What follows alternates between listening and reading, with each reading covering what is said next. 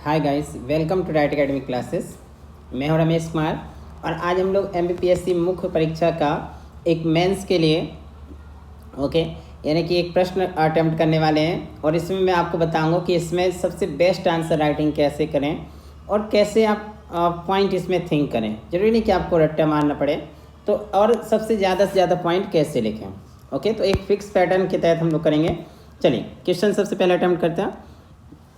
आपका प्रश्न है, मालवा के पठार की भौगोलिक स्थिति को स्पष्ट करते हुए उसके सामाजिक, आर्थिक एवं राजनीतिक महत्व को बताइए।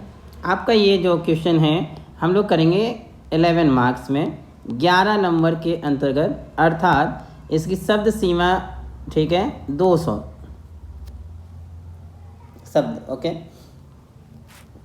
तो चलिए देखते हैं सबसे पहले कि आप इसकी फ्रेमिंग कैसे करें, कौन कौन से पॉइंट इसमें लिखना होगा। ओके, तो सबसे पहले मालवा का पठार। ओके, देखिए इसमें कौन कौन से पॉइंट आप लिखें तो आपकी बेस्ट आंसर राइटिंग होगी।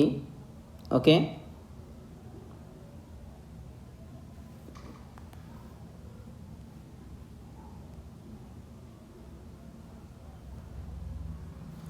देखिए सबसे पहला पॉइंट आपको इसमें क्लियर करना होगा। यदि सबसे पहला पॉइंट देखें तो आप इसमें लिखें स्थिति, कि मालवा के पठार की स्थिति क्या है, लोकेशन। ओके, दूसरा स्थिति, या इसको आप बना सकते हैं इसका पॉइंट, विस्तार।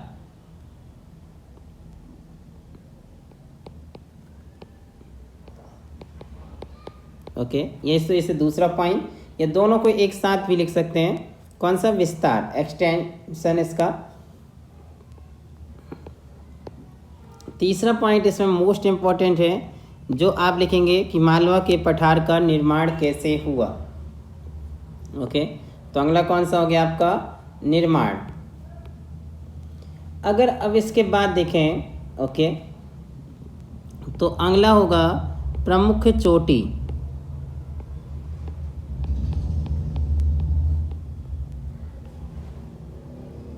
प्रमुख चोटी लिखने के बाद आपको लिखना होगा कि यहाँ पे वर्षा कितनी होती है। तो आप क्या बताएंगे, वर्षा। वर्षा बताते के साथ ही अगला पॉइंट कौन सा होगा, वन, कि यहाँ किस प्रकार के वन मिलते हैं। ओके, वन, इसके साथ ही आप यहाँ बताएंगे कि यहाँ किस प्रकार की मृदा पाई जाती है। ओके, मृदा के साथ साथ आप बताएंगे यहाँ पे कि क्या कौन कौन सी नदियाँ इस क्षेत्र में, मुख्य नदियाँ कौन कौन सी प्रवाहित होती हैं। साथ ही नदियों के बाद आप अब थोड़ी सा आर्थिक में चले जाएं। अब बताएंगे कि यहाँ कौन कौन सी फसलें मिलती हैं। ओके, किन फसलों की कृषि की जाती है, इसी कह सकते हैं कृषि फसलें या कृषि, कि यहाँ कृषि प्रधान कौन सी कृषि की जाती है। ओके, इसके बाद आप यदि यहाँ देखें तो आपको बताना होगा कि यहाँ पे पर्यटन के क्षेत्र कौन कौन से हैं। तो कौन सा अगला टॉपिक होगा, पर्यटन। पर्यटन के बाद आप यहाँ पे चले आइए कि यहाँ कौन सी जनजाति प्रमुखतः या मुख्य रूप से पाई जाती है। तो अगला कौन सा होगा, जनजाति। जनजाति के अलावा अब यहाँ पे एक और इसका पॉइंट बताइए, लोक नाट्य। क्या इस क्षेत्र के कोई लोक नाट्य भी हैं। ओके, इसके अलावा अब यहाँ बनाइए कि यहाँ पे पाए जाने वाले प्रमुख खनिज। ओके, खनिज के साथ ही आप बताइए कि यहाँ पे कौन कौन से प्रमुख उद्योग हैं। तो अब क्या हो जाएंगे, उद्योग। और इतने पॉइंट बनाने के बाद आप एक अगला लास्ट पॉइंट बनाइए जिसे कहते हैं अन्य महत्व। ओके, अब देखिए आपके कितने पॉइंट्स हो गए। यदि हम काउंट करें तो 1 2 3 4 5 6 7 8 9 10 11 12 13 14 and this is a 15। Okay, तो आपको जब इस तरह से 15 पॉइंट मेंस में लिख के आएंगे तो आपका आंसर राइटिंग डिफरेंट ही होगा। ओके, और मोस्टली आपको मैक्सिमम से मैक्सिमम मार्क्स जो आपको मिल सकते हैं वो इस तरह के आपके आंसर राइटिंग में मिल सकते हैं। और देखिए इनमें आपको सिर्फ बिल्कुल हद से 2-2 लाइन लिखना है, 2 से 3-3 लाइन, और आपका स्पेशल आंसर हो जाएगा। आपको ना तो ज़्यादा थिंक करना है ना ही कुछ। ओके, तो चलिए अब 1 बाय 1 मैं आपको पहले इनको एक्सप्लेन करता हूँ और साथ में नोट करते चलेंगे।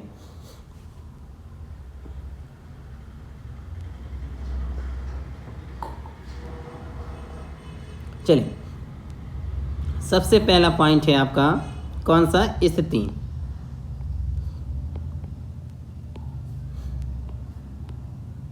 ओके, स्थिति में देखें तो चूंकि आज जो मालवा का पठार है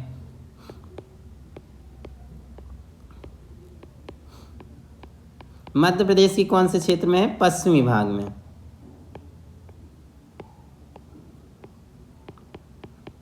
ठीक है, पश्चिमी भाग आप यहाँ लिखिए, मध्य प्रदेश के पश्चिमी भाग में स्थित है। अब देखिए आपको एक चीज़ और है, यदि आपको इसका अक्षांशीय और देशांतरी विस्तार याद है तो आप उसे भी लिख सकते हैं, लेकिन जब आपको याद हो, ज़रूरी नहीं कि आप गलत मत लिखिएगा, क्योंकि ये आंसर की स्टार्टिंग है आपकी। अक्षांशीय विस्तार अर्थात जिसे हम क्या कहते हैं? लैटिट्यूड।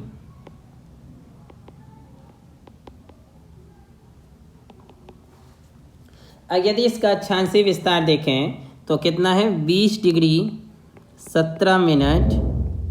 ओके, नॉर्थ उत्तरी अक्षांश से लेकर के कहाँ तक है? 25 डिग्री 8 मिनट उत्तरी अक्षांश। तो आप इस तरह से लिखें। साथ ही यदि इसका हम देशांतरी विस्तार देखें,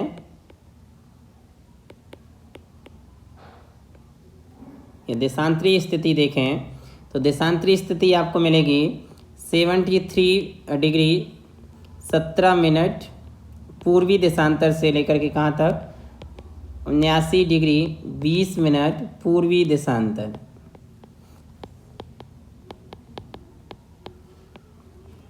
तो अब आपको ये क्लियर हो गया कि हमें इस स्थिति में ये कर देना है। ओके, अब देखें हम लोग इसका सेकेंड पॉइंट जो हमने बनाया था, सेकेंड पॉइंट कौन सा था? विस्तार। ये ऑलमोस्ट इसी का सब पॉइंट कह सकते हैं या अलग से ही बना सकते हैं। ओके, विस्तार में आपको 2 चीज देखना है। ओके, सबसे पहले आपको ये बताना होगा कि इसके आसपास कौन से क्षेत्र हैं, जैसे उत्तर में या पश्चिम में ये कौन कौन से क्षेत्र हैं। जैसे आप कह सकते हैं ओके कि मैं इसको एक्चुअली इस तरह से बता रहा हूँ, मालवा। ओके, मालवा का पठार यदि हम इसके दक्षिण में देखें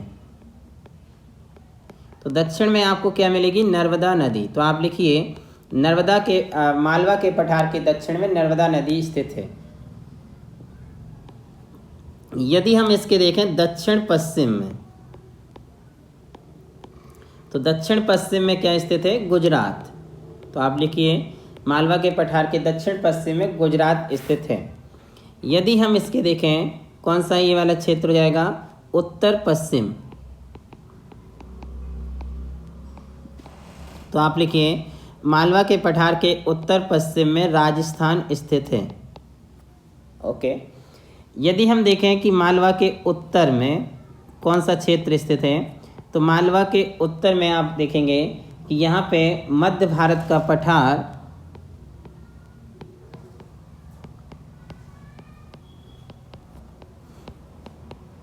एवं बुंदेलखंड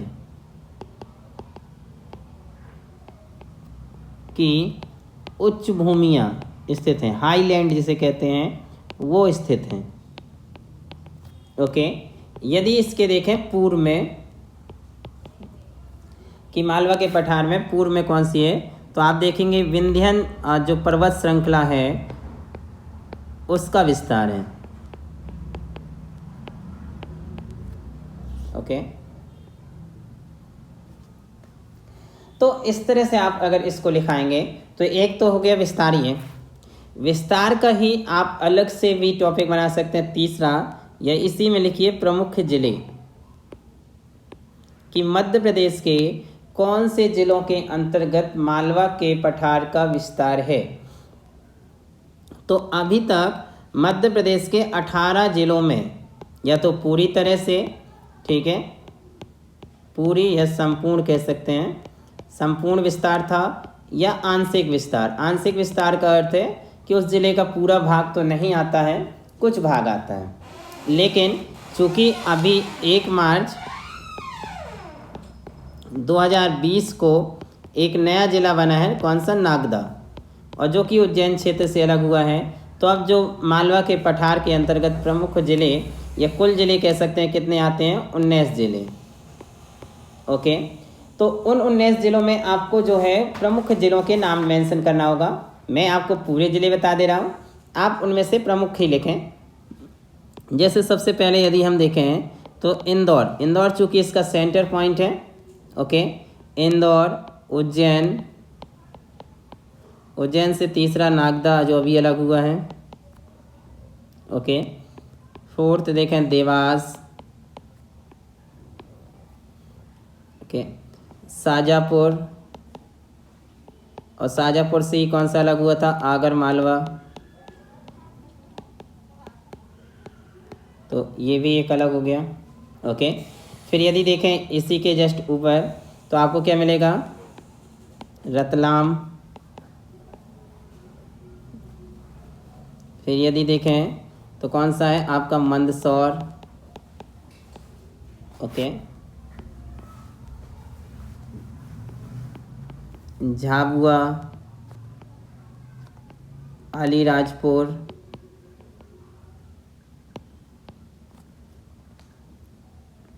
फिर देखें हम लोग अगर नेक्स्ट, ठीक है, तो आपको भोपाल, रायसेन, फिर आपको मिलेगा विदिशा, फिर मिलेगा आपको सीहोर। ओके, राजगढ़, फिर आपको मिलेगा सागर,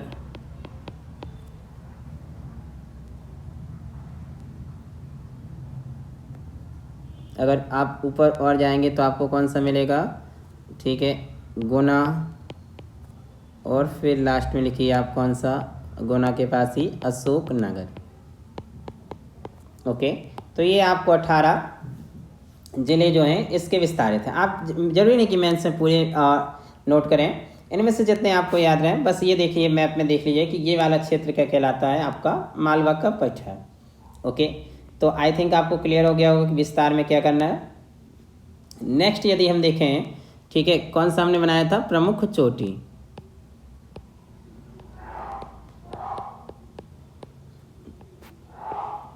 ओके, तो प्रमुख चोटी में देखें कि मालवा के पठार की सबसे ऊंची चोटी,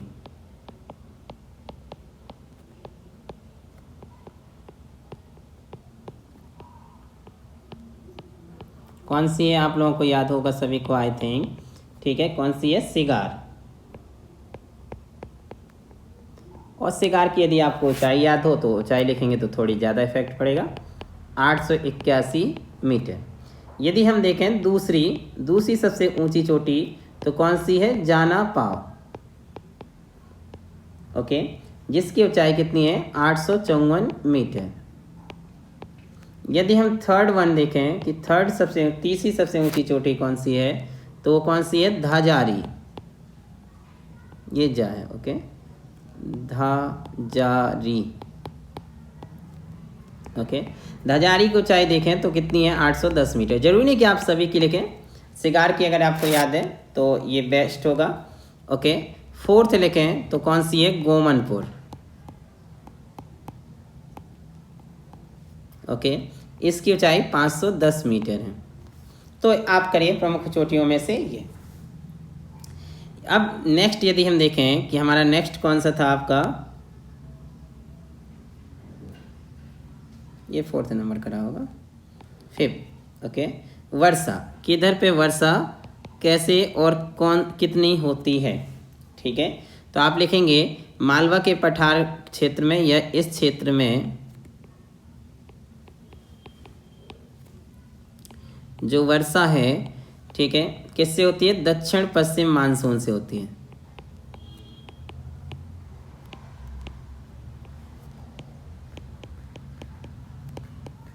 मानसून से होती है।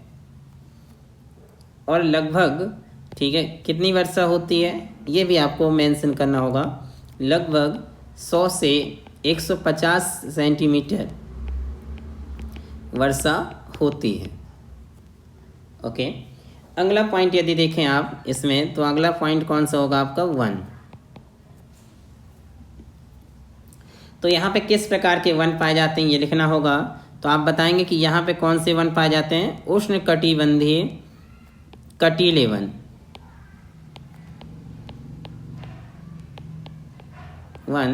और साथ ही इनके और कौन से पाए जाते हैं? आपके पर्णपाती वन।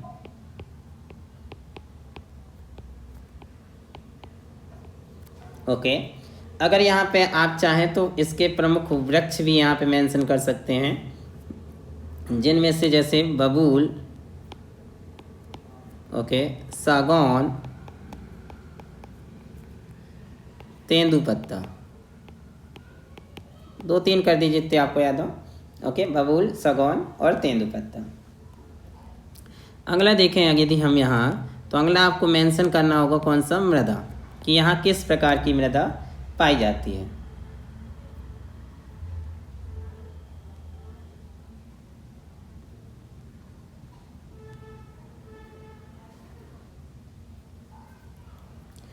देखिए, थोड़ी सी मृदा और साथ ही एक मैंने ऊपर मिस कर दिया था, निर्माण। ओके, तो सबसे पहले हम लोग निर्माण देखते हैं, फिर मृदा करते हैं। इस पॉइंट को आपको ऊपर करना होगा थोड़ी सा। ओके, निर्माण में आप क्या क्या करेंगे कि निर्माण में आप कहीं लिखेंगे इसमें कि इसका निर्माण कैसे हुआ? ज्वालामुखी के जो लावा है, ओके, लावा के ठंडे होने से हुआ है, होने से बसाल्ट चट्टान का निर्माण हुआ है। ओके, अब चूंकि बसाल्ट चट्टानों के, ठीक है, अपक्षेप और अपरदन के कारण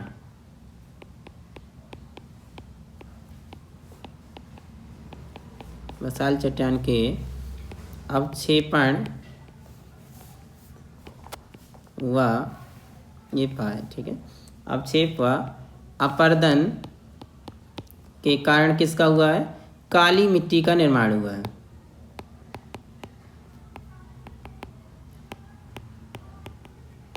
ओके, ये पॉइंट थोड़ी सा आपको ऊपर मेंशन करना था, बाय मिस्टेक में भूल गया था ऊपर मेंशन करना। ओके, आप इसके बाद आप लिखिए मृदा।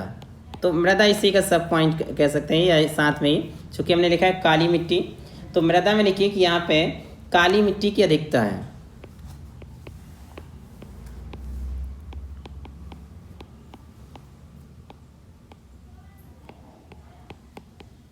काली मिट्टी की क्या है? अधिकता है, जो कृषि कार्य हेतु बहुत ही उपयोगी होती है।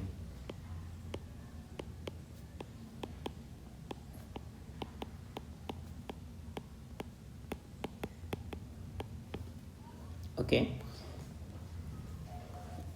नेक्स्ट पॉइंट इसमें लिखिए आप कि यहाँ पे प्रमुख नदियाँ कौन कौन सी उद्गमित होती हैं, या कौन सी प्रमुख नदियाँ हैं, या कौन सी बहती हैं। ओके, तो यदि मुख्य रूप से देखें कि मुख्य नदियाँ कौन सी हैं मालवा के पठार में बहने वाली, तो चंबल, ओके, बेतवा, सिंध, काली सिंध,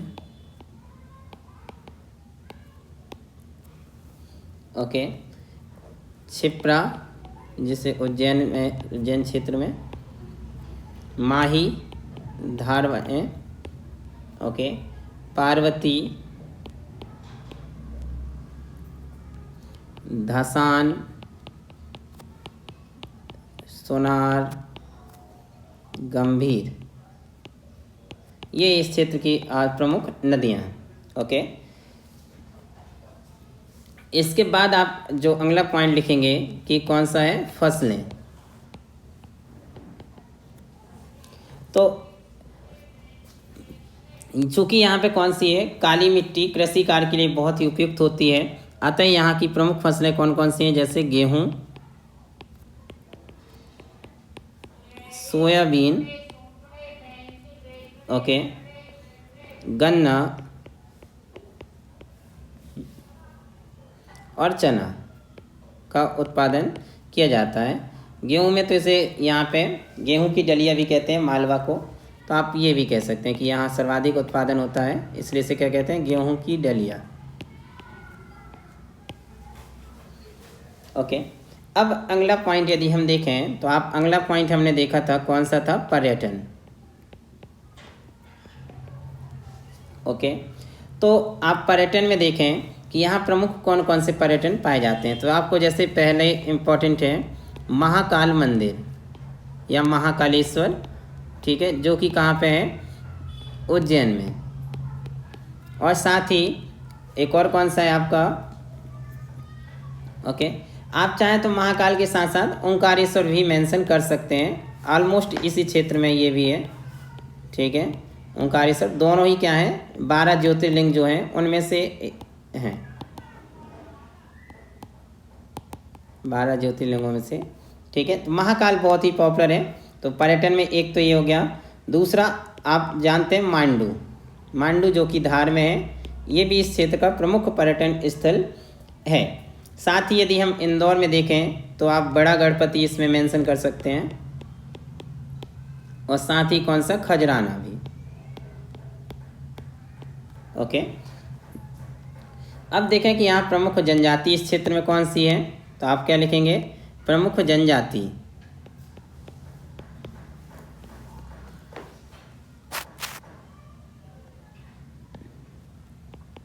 कि यहाँ प्रमुख जनजाति कौन सी हैं। तो यदि आप सीहोर और व देवास में देखें तो यहाँ पे आपको प्रमुख कौन सी मिल जाएगी, कोरकू। ओके, साथ ही भोपाल में यदि आपको जिले ना भी याद हो तो सिर्फ आप लिख सकते हैं कि यहाँ पे ये जनजाति पाई जाती है, गोंड, ठीक है। अन्य में कर सकते हैं सहरिया, भील, ओके, मीणा और बरेला। तो यहाँ की प्रमुख जनजातियाँ हैं। यदि यहाँ पे देखें कि कौन कौन से प्रमुख यहाँ के लोक नाटक हैं या लोक नाट्य या लोक नाटक, ठीक है, तो आप दो का नाम जरूर करिए। एक तो माच जो कि बहुत ही प्रसिद्ध है, ठीक है, और दूसरा कौन सा है, गरबा। अब यदि हम देखें कि यहाँ प्रमुख खनिज कौन कौन से पाए जाते हैं, ओके, तो खनिज में देखें तो धार में आपका क्या मिलेगा, चूना पत्थर, ओके। झाबुआ में आपको क्या मिलेगा, रॉक फास्फेट,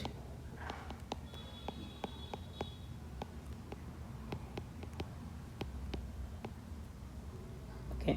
यदि हम देखें कि यहाँ पे प्रमुख उद्योग कौन से हैं या औद्योगिक केंद्र कौन कौन से स्थित हैं, तो आपको पता है जैसे कि इंदौर किस लिए फेमस है, सूती वस्त्र उद्योग के लिए, है ना। तो आप लिखिए क्या, सूती वस्त्र उद्योग के लिए इंदौर, ओके। धार में क्या स्थित है, पीथमपुर, जैसे भारत का डिट्रॉइट भी कहते हैं, ओके। और डिट्रॉइट यानी किसके लिए फेमस होता है, ऑटोमोबाइल के लिए, ओके। यदि हम और देखें इसमें तो आपका अगला औद्योगिक केंद्र कौन सा है, मंडीदीप। मंडीदीप कहाँ है, रायसेन में। ये भी एक प्रमुख औद्योगिक केंद्र है। यहाँ पे ऑप्टिकल फाइबर का भी कारखाने स्थापित किए गए ना,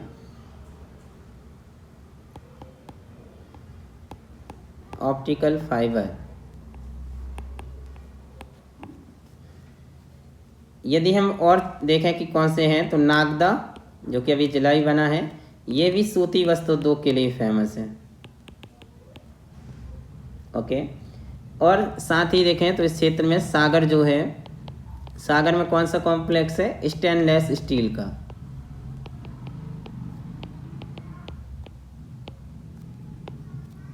तो ये प्रमुख उद्योग है।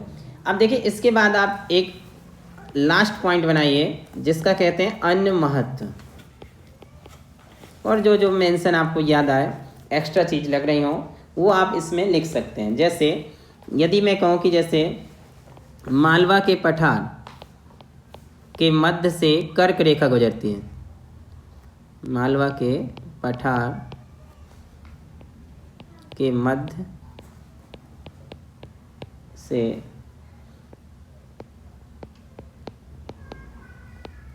कर्क रेखा गुजरती है। ओके। दूसरा पॉइंट अगर हम लोग इसमें मेंशन करें तो चीनी यात्री जो फाहियान आए थे,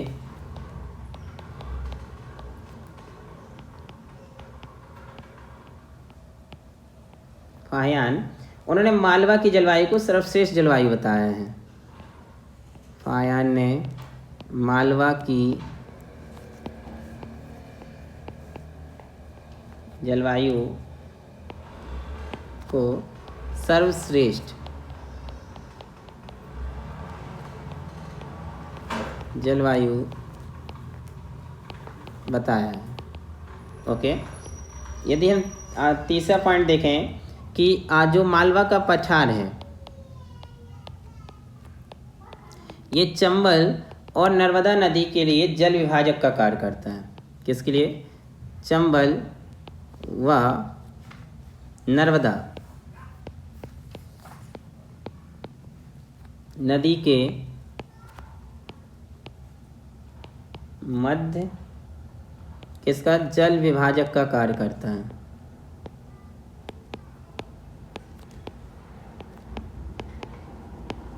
ठीक है। अब देखिए आपके इतने पॉइंट में एक परफेक्ट आंसर आपका बन गया। ओके। तो मैं एक बार फर्स्ट इसको हम लोग देख लेते हैं कि हम लोगों ने कहाँ पे क्या क्या पॉइंट, सब पॉइंट ऐड किए हैं। ओके। देखिए क्वेश्चन था मालवा के पठार की भौगोलिक स्थिति को स्पष्ट करते हुए उसके सामाजिक, आर्थिक एवं राजनीतिक महत्व बताइए। तो हमने देखा कि मालवा के पठार में कौन कौन से पॉइंट आपको लिखने होंगे। एक, स्थिति, विस्तार, निर्माण, प्रमुख चोटी, वर्षा, वन, मृदा, नदियाँ, फसलें या कृषि, पर्यटन, जनजाति, लोकनाट्य, खनिज, उद्योग, अन्य महत्व। सबसे पहले हमने इसकी स्थिति को स्पष्ट किया, इसमें साथ ही अक्षांशीय और देशांतीय विस्तार भी देखा। ओके। कि जो मालवा का पठार है मध्य प्रदेश के पश्चिम भाग में स्थित है, जिसका अक्षांशीय विस्तार 20 डिग्री 17 मिनट उत्तरी अक्षांश से लेकर 25 डिग्री 8 मिनट उत्तरी अक्षांश तक है, एवं इसका देशांतरी विस्तार 73 डिग्री 17 मिनट पूर्वी देशांतर से 79 डिग्री 20 मिनट पूर्वी देशांतर तक है। फिर हमने बनाया इसका पॉइंट विस्तार। विस्तार में देखा कि मैंने कहा इसमें दो चीज़ लिखना है, एक तो इसके चारों तरफ कौन कौन से क्षेत्र स्थित हैं और दूसरे प्रमुख जिले। ओके। तो हमने देखा मालवा के पठार के दक्षिण में नर्मदा नदी स्थित है, इसके दक्षिण पश्चिम में गुजरात राज्य स्थित है, उत्तर पश्चिम में राजस्थान स्थित है, एवं इसके उत्तर में मध्य भारत का पठार एवं बुंदेलखंड की उच्च भूमि स्थित है, तथा पूर्व में देखें तो विंध्य पर्वत श्रृंखला का विस्तार है। हमने देखा कि इसके तहत प्रमुख जिले कितने जिलों में विस्तार है? 19 जिलों में इसका पूर्णतः या आंशिक रूप से विस्तार है। ओके। जिनमें से प्रमुख जिले ये थे। तो हमने पूरे लिस्ट बनाई है, आपको जो जो याद हो वो करें। देखिए विस्तार के साथ ही अब आपको बनाना था निर्माण, तो मैंने वो छोटी कर दिया था। आपका यहाँ थर्ड पॉइंट क्या होगा? निर्माण। ओके। निर्माण हमने यहाँ पे देखा था कि ज्वालामुखी के ठंडे होने से बेसाल्ट चट्टान का निर्माण हुआ है, और बेसाल्ट चट्टान के अवक्षेपण व अपर्दन से काली मिट्टी का निर्माण हुआ है। तो आप निर्माण पहले पॉइंट बनाएं, फिर उसके बाद बनाएं कौन सा? प्रमुख चोटी। प्रमुख चोटी में देखें तो मालवा के पठार की सबसे ऊंची चोटी कौन सी है? सिगार, जिसकी ऊंचाई 881 मीटर है। दूसरी सबसे ऊंची चोटी है जानापाव, तीसरी है धाजारी। ओके। एंड चौथी कौन सी है आपकी? गोमनपुर। फिर हमने देखा कि वर्षा, इस क्षेत्र में वर्षा दक्षिण पश्चिम मानसून से होती है और लगभग कितनी होती है, 100 से 150 सेंटीमीटर वर्षा होती है। फिर हमने देखा कि यहाँ पाए जाने वाले प्रमुख वनों में कौन से वन हैं, उष्णकटिबंधीय कटीले वन, साथ ही पर्णपाती वन। और प्रमुख अगर यदि वृक्ष देखें तो कौन से हैं आपके, बबूल, सागौन और तेंदुपत्ता। ओके, फिर हमने देखा इसमें मृदा, ये वाला पॉइंट ऊपर का है, तो यहाँ प्रमुखता कौन सी है, काली मिट्टी की अधिकता है और जो कृषि कार्य के लिए बहुत ही उपयोगी मिट्टी है। फिर हमने देखा यहाँ नदियाँ, तो इस क्षेत्र की, मालवा क्षेत्र की प्रमुख नदियाँ हैं चंबल, बेतवा, सिंध, काली सिंध, क्षिप्रा, माही, पार्वती, धसान, सोनार और गंभीर। फिर हमने देखा कि मालवा के पठार में उत्पादित होने वाली प्रमुख फसलें, या इसे कह सकते हैं कृषि। ठीक है, तो यहाँ की प्रमुख फसलें कौन कौन सी हैं, गेहूँ, सोयाबीन, गन्ना और चना। गेहूँ के अत्यधिक उत्पादन के कारण इसे गेहूँ की डलिया भी कहते हैं इस क्षेत्र को। सोयाबीन भी यहाँ अत्यधिक उत्पादित होता है, सर्वाधिक सोयाबीन भी होता है। ओके, आप चाहें तो यहाँ साथ में खंडवा खरगोन में कपास का भी कह सकते हैं, क्योंकि इस क्षेत्र में कपास भी उत्पादित होती है। फिर हमने देखा पर्यटन, तो हमने देखा कि महाकाल मंदिर जो उज्जैन में है, बहुत ही प्रसिद्ध 12 ज्योतिर्लिंगों में से एक है और यह पर्यटन की दृष्टि से अत्यधिक महत्वपूर्ण है मध्य प्रदेश के लिए। साथ ही हमने देखा मांडू, जो कि धार में स्थित है, ओंकारेश्वर का भी आप यहाँ पे वर्णन कर सकते हैं। साथ ही बड़ा गणपति और खजराना, जो कि इंदौर में है, ये भी पर्यटन के प्रमुख क्षेत्र हैं या केंद्र हैं। 12वां पॉइंट हमने बनाया था जनजाति, तो जो मालवा के क्षेत्र की प्रमुख जनजाति कौन सी है, सीहोर देवास में कोरकू, भोपाल में गौड़, अन्य में देखें सहरिया, भील, मीणा, बरेला, यहाँ की पाई जाने वाली प्रमुख जनजातियाँ हैं। लोक नाट्य या नाटक में देखें तो माछ, जो कि यहाँ का प्रमुख लोक नाट्य है, और साथ ही गरबा। फिर हमने पॉइंट बनाया कौन सा, खनिज।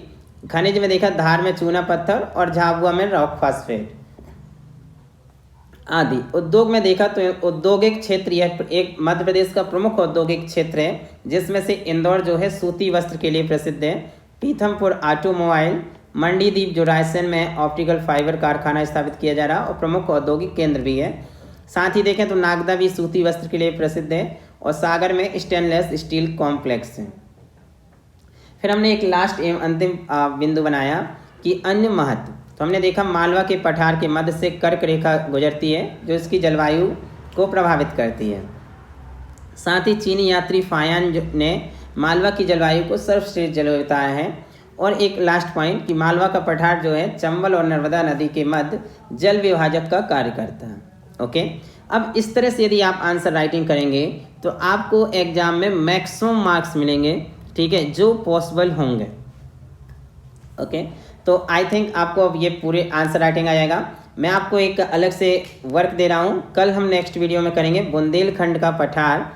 सेम है, बुंदेलखंड के पठार की भौगोलिक स्थिति को स्पष्ट करते हुए उसके सामाजिक, आर्थिक एवं राजनीतिक महत्व बताइए। देखिए, यही है आपकी आर्ट ऑफ राइटिंग। यदि आप एक आंसर राइटिंग करना सीख गए तो साथ ही दूसरे भी कर सकते हैं। सेम पूरे पॉइंट उसमें भी बनेंगे बुंदेलखंड के पठार में, तो आप घर पे लिखिएगा। नेक्स्ट वीडियो पे हम लोग इस पे भी करेंगे। ओके, तो होप आपको इस तरह के वीडियो पसंद आ रहे होंगे। प्लीज़ आप इन्हें अपने दोस्तों में सब ज़्यादा से ज़्यादा शेयर करें। साथ ही चैनल को प्लीज़ सब्सक्राइब कर लें और बेल आइकन को आप प्रेस करें, ताकि आपको सभी वीडियो का